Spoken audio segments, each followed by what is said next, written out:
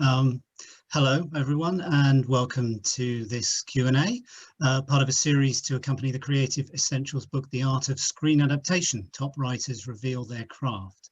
I'm Alistair Owen, I'm the author of the book, and I'm delighted to be joined by another of those writers and the subject of my previous book, playwright, screenwriter, and director Christopher Hampton. Christopher, welcome. Hello, hi. So in the book, we focused on Christopher's adaptations of Atonement by Ian McEwan and A Dangerous Method from John Kerr's non-fiction book about Jung, Freud and Sabina Spielrein. Today, I'm going to take the opportunity to ask him about his Oscar and BAFTA winning adaptation of Florian Zeller's play The Father, which went into production after I finished the book. We're going to chat for about 30 minutes, then we'll open it up to questions about any of Christopher's screenwriting work, which you can ask via the chat function, as Nadine said. I'll be monitoring those during the interview, so if I'm looking off to the side or down at my notes at any point, that's not to indicate that I've remotely lost interest in what Christopher's saying. In Hampton on Hampton, Christopher, talking about your translations of Yasmina Reza''s plays, including art, you said doing a translation is so different from writing your own stuff. It's so technical, like taking a watch apart and putting it back together again. Do you think that's true to a certain extent of adaptations too? Well, I think adaptations are in some way a kind of translation.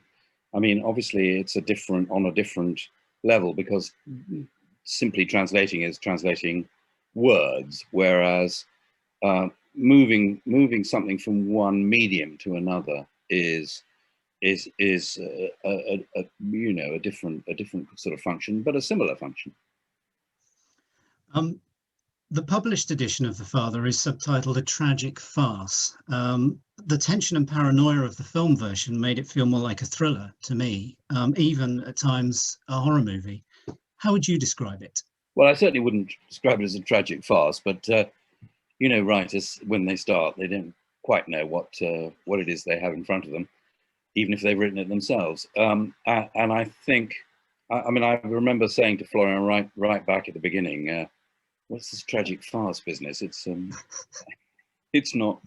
It's actually a very, very sad play, about and a very truthful play, and a very. See, I think the thing that I responded to most about Florian is this very unusual combination of the fact that his plays are very, very original, but at the same time, and this is the unusual thing, they're very, very simple. So that there's a sort of clarity about them, which is particular to him. I think it's a real. I first saw a play of his in, I think, about 2012. I went to see a play called The Truth, which is, surprisingly for those of you who've seen just The Father, is a riotous comedy. And I was very, very taken with this play, and came back to London and said, well, if we can find the right director, this is a very interesting writer we've got here. But nobody, it's really hard to get a new, unknown European writer accepted. We're still very insular, probably even more so in current historical circumstances. But yes, I couldn't find anyone, a director, to do it, to commit to it. And then I think it was 2014, I heard that he'd written a new play called The Father, and it had had wonderful reviews in Paris. So, and it had an actor in it called Robert Iosh, who I'd seen hundreds of years ago in playing Richard III at the Comédie Française, and I knew he was a wonderful actor. But he was now I think he was now nearly 90. So I was interested to go see this play, and did. And of course, I was absolutely sort of knocked out by it. It's a tour de force. And Florian was at the theatre that evening, so that was the first time I met him. And I just said straight away, after I'd seen it, will you let me translate this? Because I just think it's a marvelous play. And so that was the beginning of a very fruitful relationship. I was mindful of the fact that Yasmina Reza had once said to me, if you ever translate another French writer, I'll kill you. But luckily, she hasn't done so far. You share the screenplay credit on The Father with Florian Zeller. How closely did you work with him on the script, and how much did it change in the course of your collaboration? Well, I'd never worked in this particular way before. It was very, it was very straightforward. First of all, we met to have a conversation about what kind of film it ought to be, because there's all sorts of ways you could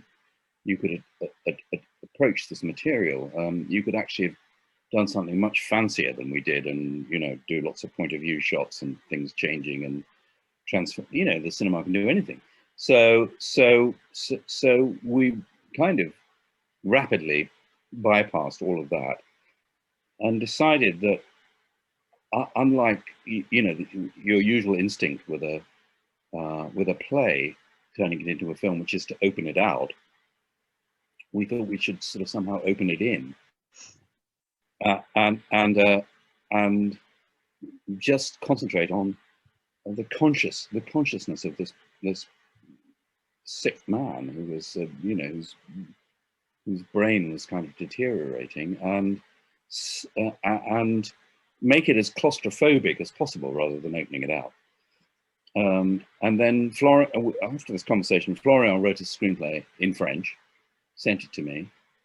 I then translated it and rewrote it somewhat, just changed things that occurred to me and sent it back to him. And he then wrote another draft in French, retaining some of the things that I'd done and, rejecting others and putting in new stuff. And then I did a fourth draft based on that in English. And then we got together in Paris for, not more than 3 or 4 days, actually, and just went through it line by line, discussing everything. And it's, it's just very fortunate that we have a very sort of similar outlook, I think, on there were no disagreements, really. We got the finish. By that time, it was the 5th draft. We got the finished draft, and that was exactly what he shot. And it was all extremely sort of painless, and in fact, rather, very nothing but enjoyable. Did the fact that he was going to direct the film change the way the script was written at all? Were the things you didn't put in that you might have put in, just in terms of the way the script was written, if you were seeking a director? Well, no, I was aware that he was going to direct it, so therefore I knew that he would have the final word on everything.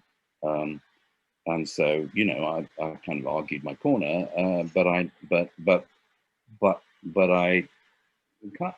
deferred to him because it was his piece. He created it, and he was going to direct it. He never directed before. He was extremely nervous, I think, about doing it, which is another reason I like him so much. He's not at all, he's completely unarrogant. He approaches everything very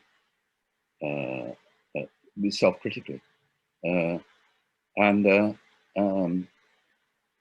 he asked me, because he hadn't directed before, and I have a bit. He asked me if I would be with him on the set when he made the film. And but we had the utmost difficulty raising the money. I guess no one would be surprised to hear, but the film cost $5 million, and we had Anthony Hopkins and we had Olivia Colman, and it was still, eventually we'd only raised about 40% of the budget, and it was a Swiss, billionaire who had never worked in films before, who just suddenly put up the 60% of the money. Otherwise, we wouldn't, even with the cast we had and the success of the play, I think we wouldn't have been able to make it. So it was all a bit nerve-wracking. Your original translation of the play retained the French setting.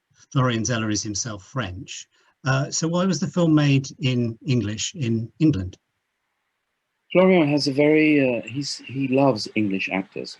I mean, not say he doesn't like French actors, but I think he has felt, you know, on several occasions that his plays are somehow more more fully realized here than they have been in France, and that's to do with the fact that he thinks English actors are you know, just very, very good, which they are. And so when we first started talking about it, he said, you know, I'd like to do the film in English, and I'd like to have Anthony Hopkins. So I thought, good luck. But in fact, you know, I'd done a couple of films with Anthony Hopkins way back when I'd started out. My very first film screenplay was A Doll's House, which Anthony was in, and then I'd done another film with him in the 80s called The Good Father. So I had I mean, I hadn't got his number or anything, but I sort of, I mean, we kind of know each other. So I sent the script in, and then Florian and I went to Los Angeles to meet Anthony. And he just arrived at our hotel at breakfast and said, I'll do it. So we were off to the races, really. But it was, I mean, he said that because he's a clever enough actor to know that this is an exceptionally, you know, great part for an old actor, of which there are not very many drifting about. Andre in the play becomes Anthony in the film. Had you made that choice of anglicised name before Anthony Hopkins was cast? Because it does add a strange sort of extra layer. No, we said, well, you know, I mean, the other thing is that writing, knowing that Florian wanted Anthony Hopkins, I had his voice in my ear. So when I was writing the dialogue, I kind of played off those sort of barking intonations that he has, you know, and we called him Anthony, and eventually we gave him the same birth date as Anthony. The same way to the doctor, he's asked his birth date, and that's Anthony Hopkins' birthday. So yes, it was all to do with this real fixation, I suppose, that Florian had of getting Anthony Hopkins. As a side note, I'm not sure I've ever asked you this question before. Do you often, or indeed ever, other than this, write screenplays or indeed plays with particular actors in mind? Yes, quite often. I think it's very helpful. You know, you think, well, who would I like in this part? And if you're a sort of student of actors and you know actors well, it's actually very helpful to hear their voice. And then it doesn't matter. I mean, Les Liaisons Dangereuses was not written for Alan Rickman,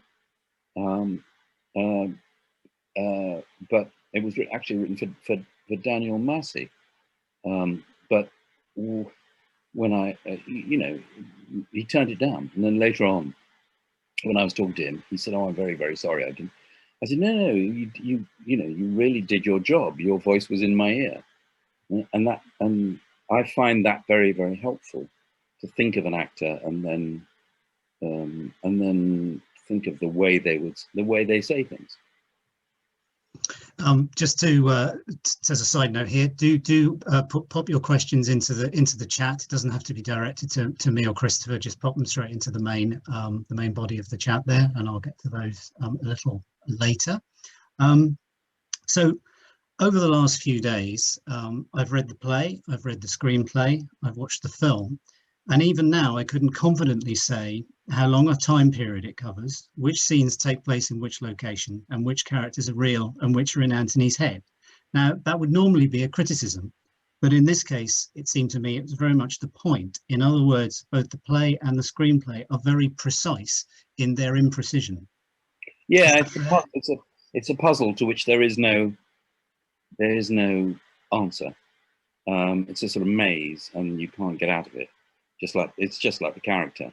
So, and in fact, the film, of course, starts with a and the play starts with a scene which is absolutely standard. You know, it's the scene of the concerned middle-aged child visiting their ailing parent, and you know, trying to work out what's the best thing to do for them. So that, you know, we've seen that scene lots of times in lots of different films and plays, but then of course it all goes, you know, within 10 minutes into the film it starts to go haywire, and the audience is I think for a while baffled, until it dawns on the spectator that you're somehow seeing everything refracted through his experience. So you don't know what's real and what's not real, what happened yesterday and what happened 10 years ago, or what happened, or whether the whole thing is you know, some jumble that's happening in his hospital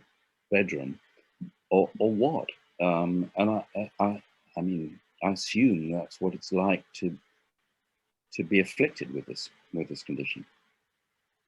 It's only now, as we're talking, it strikes me. I mean, because I went in, I watched it, I read it. I know it's about a man suffering from dementia. I imagine a lot of viewers and readers will, but it suddenly occurs to me that if you didn't, you talk about the audience being initially sort of slightly baffled, it would be a little while before you work that out. You might be watching a sort of almost like a Victorian thriller like Gaslight of some sort. Yes, yeah, it is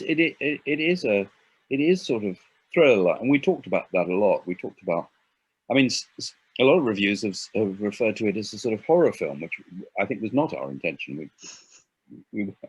But we did think you know, we might sort of misdirect people, and in fact, if you as you have done, if you compare the script with the play, that process is sort of intensified in the film. It's actually made slightly more complicated than it is on stage. And also the tone and the style of the direction, it is very austere, but at the same time, particularly towards the middle of the film, it does take on this extraordinary suspense. It's very tense. It feels, I mean, I was expecting to be moved because it's about a man with dementia, but I wasn't expecting to be sitting there kind of, you know, really kind of tense as I would at a psychological thriller, which is what at times it felt like to me. Yes, I mean, I think you said austere, but the simplicity of the style is particular, and I've noticed this working with him before, that he will often take your gaze away from what other writers would instinctively direct you towards. In other words, there are certain sort of dramatic moments. There's no moment where people come and take him away in a straitjacket. There's no those moments of high drama are deliberately avoided because he's just interested in creating a kind of tension and atmosphere that, you know, which is pretty much as you've described it. This is the second time you've scooped both BAFTA and Oscar for adapted screenplay, the first time being Dangerous Liaisons. So congratulations, by the way, on that double win. Was the father more... Sorry, say again? Quite a long time between them. Yes, I don't think that's the bit you should be focusing on there, but okay. Was the father more or less difficult to adapt than that? Or just very, very different? The simple answer, and this is very, I don't know what this says really, is that in both cases, the script was written very fast, and the film that was shot was the script. This is a rarer, you know, experience than, well, as many of you know, this is quite a rare experience. But you know, that happened to be the case with both these films. In other films where, you know, you work and work and work with the director and you go through 107 drafts, perhaps the result is less cohesive. Now, this is so there's something I'd noticed. There seem to be far fewer film adaptations of plays than there used to be, although there do, on the other hand, seem to be more stage adaptations of movies. Do you feel that they've fallen out of favour or fashion somehow, and if so, why? Well, I do. I did feel that, but there were quite a lot last year. There was Ma Rainey. There was One Night in Miami. There was I don't know, one or two others. So I suddenly think maybe the virtues I just think it went out of fashion, like, you know, things do, like westerns go out of fashion and come back in again, and musicals go out of fashion and come back in again. But it was always a very you know, when I started out, it was the logical thing. If you had a play that was very successful and people liked it, you made it into a film. And then suddenly that sort of ebbed away. Maybe now it's back again, which is great, because there's no the thing is there's a job to do between a successful play and a film, and the job is to somehow deconstruct and reassemble the play so that it looks like a film and doesn't look like a film play. And that's, you know, that's a sort of technical job, but the material works in one medium. It'll work, if you do it right, it'll work in another. So the questions are now starting to come in thick and fast. Thank you very much. That's great. So I'm just going to turn to those. Also, a couple of people have just made some general comments, because this is, unsurprisingly, this is a film with a subject matter which really touches people. So Sean Harris says, what I found fascinating was my partner was getting angry that people seemed to be patronizing Anthony. My partner's mother had Alzheimer's, but then we realized we were seeing things from Anthony's POV, and this is exactly why people suffering it get angry. It's so clever. And then I felt that watching it today, but I watched it at lunchtime, kind of knocked my day out of whack, but and that's true, I think. Yes, I was talking to a friend of mine just recently, whose sister had, you know, has been suffering from this, and of course, there are all kinds of external factors which come to bear on it. And at a certain point, this person was put into a care home, and then all COVID happened and everything, and their condition deteriorated until it was decided to take them out of the care home and back home, at which point the condition, although it didn't go away, got much better. And I think that there's something about the confusion of being in that terrible situation, which is of course made worse by the recognized remedy, which is to take the person and put them in a situation which is where there are strangers, where there are even more unfamiliar things going on, and of course that will tend to make the condition deteriorate. It's such a brutal condition, and one that we've become so much more familiar with now, because people are living longer, and people are more aware of dementia now. So it really has assumed enormous proportions as a problem. I think actually with that point you just made is something that really came home, didn't come home to me so much reading the play. Maybe it would have if I'd seen it. Unfortunately, I missed it on stage. But seeing the film, I was thinking exactly that. One minute he's in his own flat, then he's in her flat, then he's in the care home. That's not necessarily going to help sort out his confusion. And that the way the film was structured, I think it's the structure of the script and the film really kind of brought that home, I thought. Again, a comment here rather than a question. Again, going back to the idea of it almost having elements in common with a horror film. This from Stephen Volk, no stranger to writing horror, but truly not horror, but what is more horrific than dementia, the loss of memory, i.e. identity, the self shriveling to nothing. Having seen it happen in a loved one is far more terrifying to me than death. P.S. Thank you for a devastatingly brilliant film. Well, thank you. When we were rehearsing the play, we decided it would be a good idea to have a neurologist to come and talk to us about the condition. And of course, when he explained it to us, explained what is known about it, it's even more brutal than you imagine, because the thing takes root when you're in your 20s or your 30s, but it's symptomless. So, and by the time the symptoms declare themselves, it's incurable. If you could somehow find, and I believe there have been some breakthroughs very, very recently on this level. If you can somehow find a way to identify the onset of this condition, you can fix it, or you can arrest it rather with drugs. It's just that by the time, as things stand at the moment, by the time it declares itself, it's too late to do anything about it. That starts to answer Joe Morris's question, which was, I worked in healthcare nursing people with dementia, and it felt like an eerily accurate depiction of the symptoms. And I wondered how much research you did or contact you'd had. So, yeah, well, I think there wasn't any to start. I mean, with Florian, he was very, very close as a teenager. He was very, very close to his grandmother.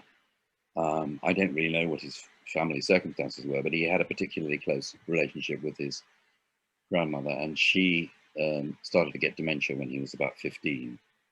And that's the root of what his wanting to write about this. He was just trying to find a way to, in the intervening years, to approach the subject. And I personally, I haven't had any kind of personal family, touch wood, experience of this, but the two men who taught me, let's say, everyone needs that inspirational teacher, and my French teacher from school, and my tutor at university, who were both, lived by the mind, as it were, and were tremendously enthusiastic about all kinds of intellectual matters and passionate about all that kind of thing. They are the two people I know who really cruelly, sort of lost their mind. And so we've all seen it. We all know about it. We all know this thing is out there. It's just a question of how to, it's just a question of then how to make the experience of seeing a play or a film about it sort of visceral, which I think Florian has succeeded in doing. Another sort of comment / question here from Jane Campion Hoy. For me, it felt like the scenery, the mise en scène, became an extra very important character, as the relationship between the characters and background was truly filmic and very disturbing, like a Hitchcock. And Stephen Volk again actually also mentions Polanski, Rosemary's Baby. I thought of Polanski as I was watching it, although I actually thought The Tenant and Repulsion. Actually, Florian would say Florian was very much thinking of Rosemary's Baby, which is slightly surprising, but that was the film that he had in his mind when he was on set. Now, the thing about the design, which is by Peter Francis, which is brilliant, is that was one of the things that enabled us to make it filmic, rather, because in the play, the device is that it plays in several scenes, and as the play goes on, the objects on the set, the furniture and so on, begin to disappear until at the end of the play, you're just left with a man in a hospital bed. So we were very exercised in thinking about what would be a cinematic equivalent of that. And of course, the answer is it just changed the decor slightly. It changed the colors, changed the pictures, changed the objet, in a kind of systematic, but crucially, a very subtle way. So it's not, you're in a red room, then all of a sudden you're in a green room. It's that, hang on a minute, that vase was not on that table just in the last scene was it? It was over there, and that picture was, well, yeah, isn't that a different picture and a different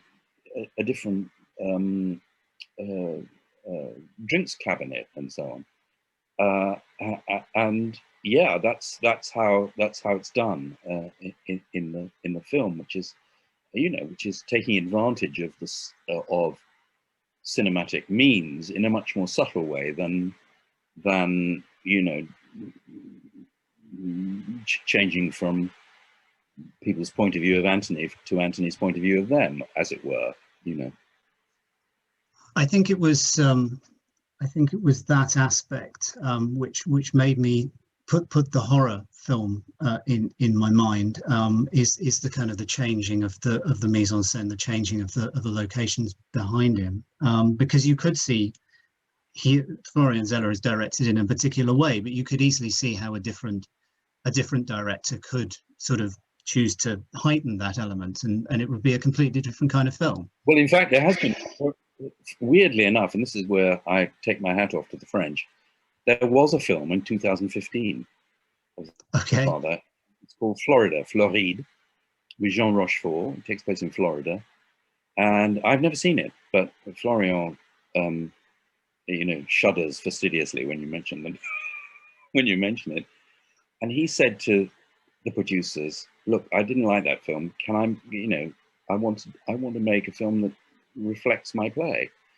And to their credit, it's the same producers. To their credit, they said, "Okay, fine, let's have another go and try and get it right this time." And that is, it's pretty inconceivable that you know, to get a film like that made in England in the first place, but to get two of them made. So any more questions about The Father, do pop them in the chat. There are quite a lot of questions, more general questions about adaptation and your screenwriting. So I'm gonna turn my attention to some of those now. Okay. So from Joe Morris, in terms of adapting a novel, how do you begin that technical writing process of adaptation? Do you go through something and pick out moments from the story that resonate with you? Do you attempt to follow the general structure of the author? And this is something you and I have discussed quite extensively, both in Hampton on Hampton and Yeah. The Art of Screen Adaptation. So your potted version of that would be? Well, I it's always the same process, really. I have a notebook with, you know, and on this page I will summarize the novel. I just go through and sort of summarize what happens in the novel, you know, chapter by chapter. And on the other page, I will write things that strike me, so that, you know, images or turns of phrase or ways of, you know, turning that into a sort of a kind of cinematic image of some sort or another. And that's the first, that's, you know, that's what I do first. And then out of that comes a kind of framework, but quite loose, but a framework, so I know where I know what, you know, what the destination is and where I want to, you know, the stops along the way. And those are the processes. But the processes, thinking about a script, you know, as I've said to you before, always take much longer than the writing of the script itself, which is for purely superstitious reasons that I don't do with rationality. I like to write scripts very, very fast, because, you know, I sort of feel that the energy somehow that you put into that process translates itself into some sort of energy on the screen. It's, you know, it's probably nonsense, but that's what I've convinced myself. Well, I'm still in awe of the fact that you wrote the first draft of Mary Riley in a week. Yes, well, but I thought about it for, you know, I don't know, a couple of months, 3 or 4 months.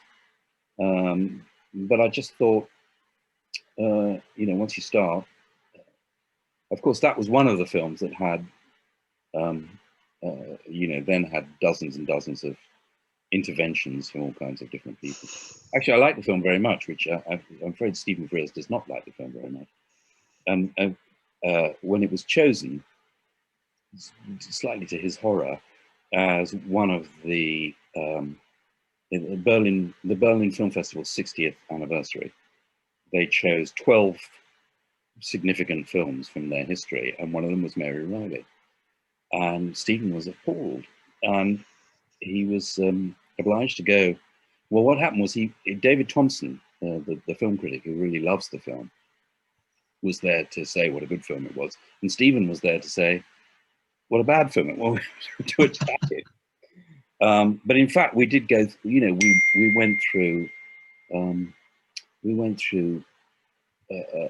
lot of agony with the.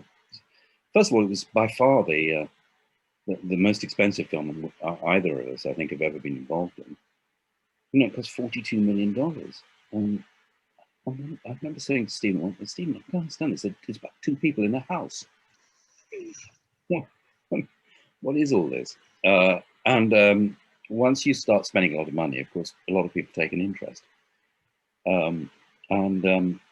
So there was a very, very painful editing process, and you know, and all that went on. So the film is not entirely as we'd imagined it, but I like it. I'm personally very fond of it. So am I. And if anyone tonight who hasn't seen Mary Riley, I recommend it highly. I also recommend that you first read Valerie Martin's novel, and also Jekyll and Hyde, if you haven't read it, because what is so interesting about your adaptation is that you compressed effectively, because Valerie Martin's novel is quite elliptical. You went back to the Stevenson in order to complete some of her thoughts. So it's in fact really an adaptation of 2 novels at once, not just one. Yes, I think that's true. I think that's true. So a question here from Paul Sellers. How do you choose your subjects? You know, what is it that what do you look for to excite you in a project, and why haven't you directed again? Oh, that's 2 very different questions. Indeed. Let's take question 1. How do you choose your subjects? I don't know. By instinct, I'm afraid, is the answer. You know, every now and then I read a book, or I see something, or I get an idea, and I think, and it won't leave me alone. You know, that was the case with Atonement. I just read the book, and I thought, I just know this would be this could be a very, very good film, and I kind of nagged everybody until they let me do it. But you know, sometimes it just, you know.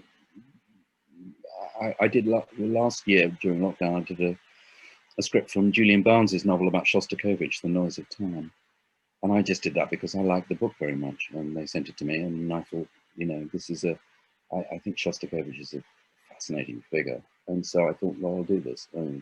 Whether it'll get made or not is another matter, as usual. But I enjoyed doing it very much.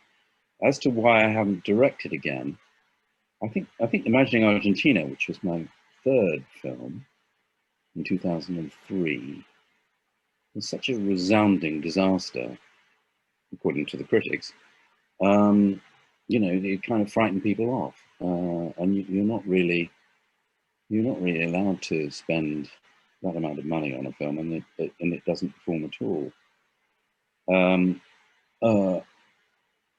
I mean, I'm still waiting for people to explain to me quite why it was so disliked. But you know, those are the bumps you have to take. You know, people are fairly wary of writers in this country. I would say people are fairly wary about. I think that's changing, but certainly you know, when I started out, people were fairly wary about writers directing, you know, the only reason I directed my first film was because it had a French producer, and he said, well, in France it happens all the time. People, so I thought, oh, okay. I quite, you know, I'm quite hopeful of being able to do it again at some point, because I enjoyed it very much. But I think the simple answer is I haven't done it again because no one's asked me. Imagining Argentina, of course, was one of the projects which you picked from the deluge of material that you were sent after you won your previous adapted screenplay. It was Oscar. absolutely. You're quite right. I did Imagining Argentina because, yes, you, as I've discovered again, when you win an Oscar, people suddenly remember who you are, and you get offered an enormous amount of stuff. And after Liaison, I thought, well, you know, I was very sort of exercised about the whole subject of the disappeared in Argentina, and wanted to find a way to write about it. And then this novel, which was a novel by an American author called Imagining Argentina, came to me, and I thought, well, maybe they'll make this now that now that there's been some success, as it were. But in fact, it then took, I think, 14 years before it got made. And then, I had to direct it myself. I hadn't intended to in the first place. Again, anyone who hasn't seen Imagining Argentina, I can highly recommend it. I think it's extremely good. And I think you said that actually people that have been in Argentina at the time the film is set, during the time of the disappeared, the critics might not have liked it, but people that were there and had some first-hand knowledge, you had some very favourable. So I had some very favourable feedback from Argentina, which was very gratifying. That's to say, people who, yes, lived through it all.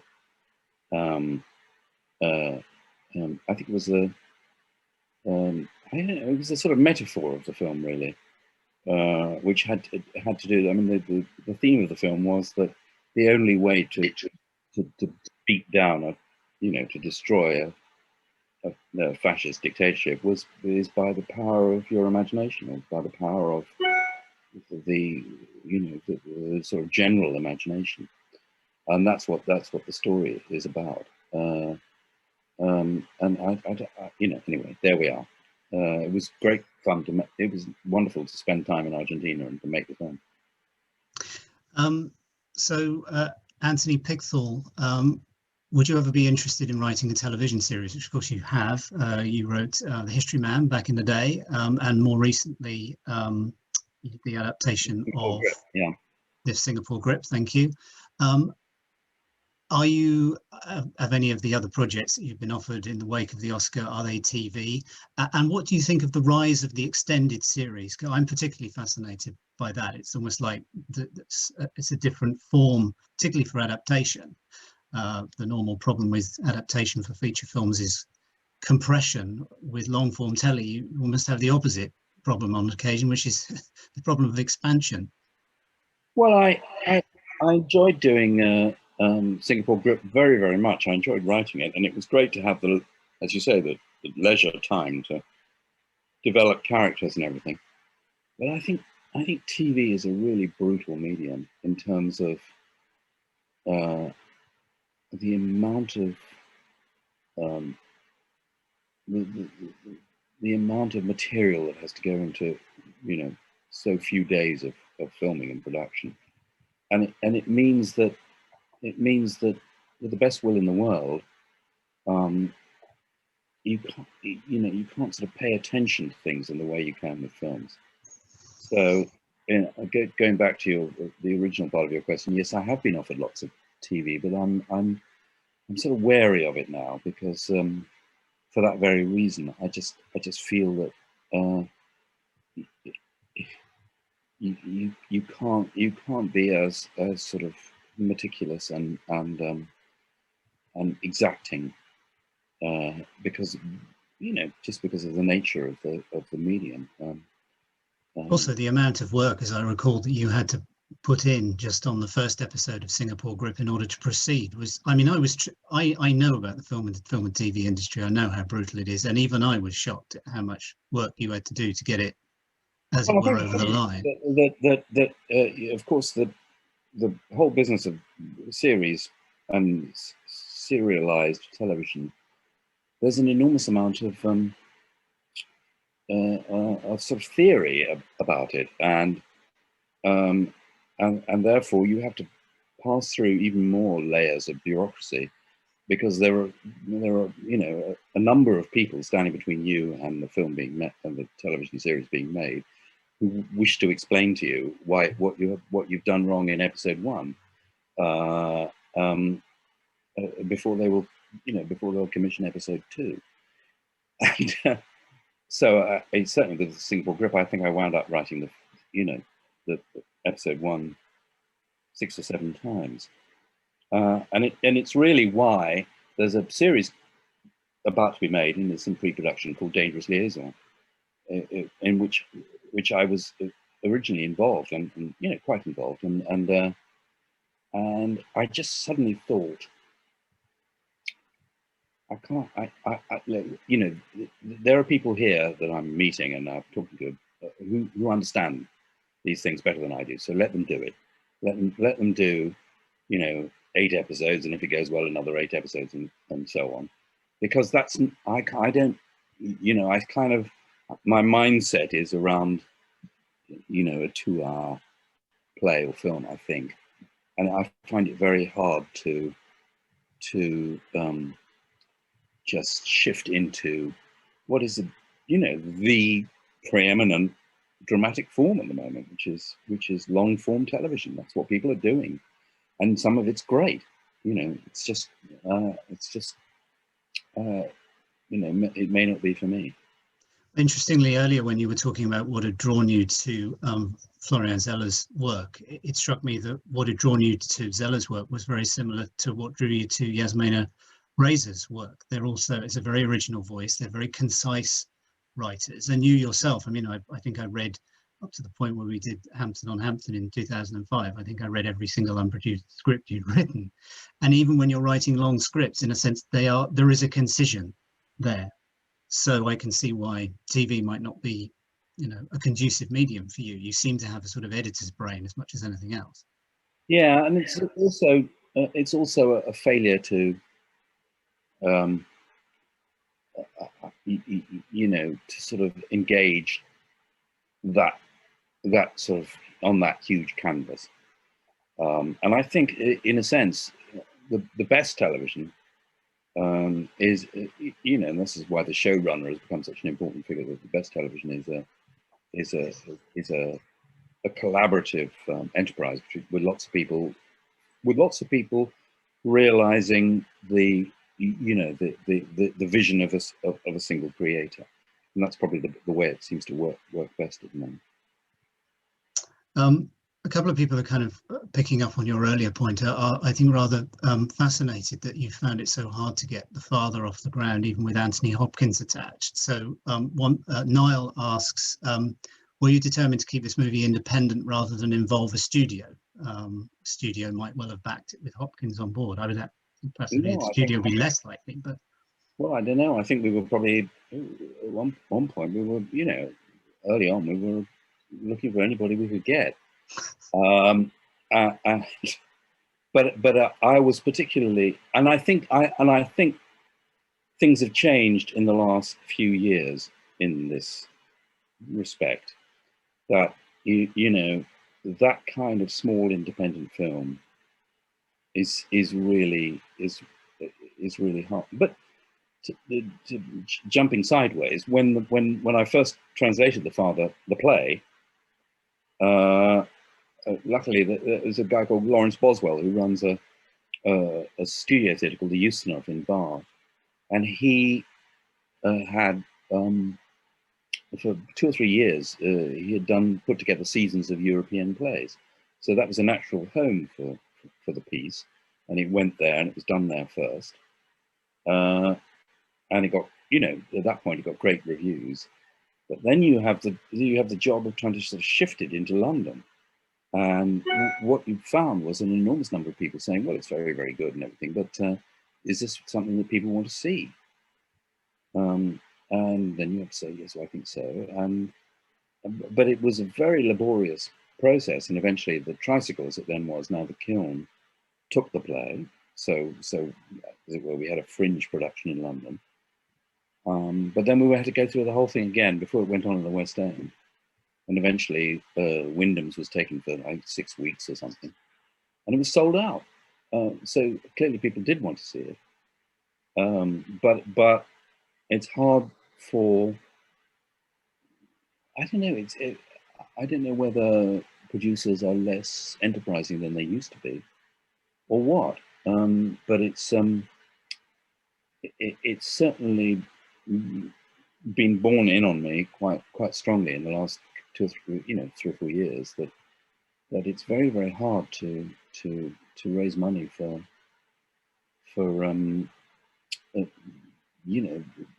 subjects that sort of alarm people. Does that guide your choice of material at all in this moment where you've got a lot of stuff on your desk because of the BAFTA and the Oscar win, in addition to the stuff you would normally have? Does its makeability, its viability, weigh on your decision? I thought, oh yeah, I won the Oscar, they'll do anything.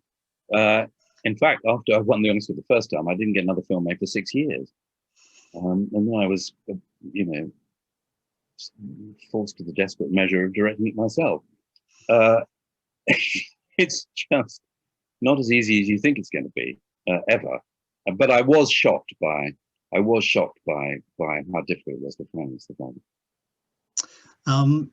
One more question, I think, although if anyone wants to sling in a late one, be my guest. From Benjamin James Francis, are there any as yet unfilmed screenplays of yours that you would particularly like to see made? Now that's quite a pot to pick from. Any rise to the surface? Well, I wrote, as you know, a while ago, an autobiographical film based on a stage play of mine called White Chameleon, which is about my childhood in Egypt. And I've been trying to get that off the ground for quite a while now, and it looks as if it might, finally be. There's an Egyptian producer who's very interested in doing it, who has a partner who's a producer over here, and the film could probably be made very cheaply in Egypt, and I would direct it, I suppose, since it's about my childhood. And that's currently of the wide selection of unmade screenplays, probably the one I'd most like to see made. But I have 1 in 3 films made. I think The Father was number 18, and that's quite a good score, really. It's a depressing score, but it's quite a good score. I'm just sort of having a look at other questions here. With the persistence that you have managed to navigate, do you have any advices to diverse background writers on getting producers to have faith in us and our ideas, which may also be seen as not having an audience? Yes, I do think this is the times are improving in this respect, but they've been, it's been awfully hard for a very long time for people from any sort of diverse background to be taken seriously. And I think at last it's kind of happening, and that's fantastic, and much to be commended. But there's a long way to go.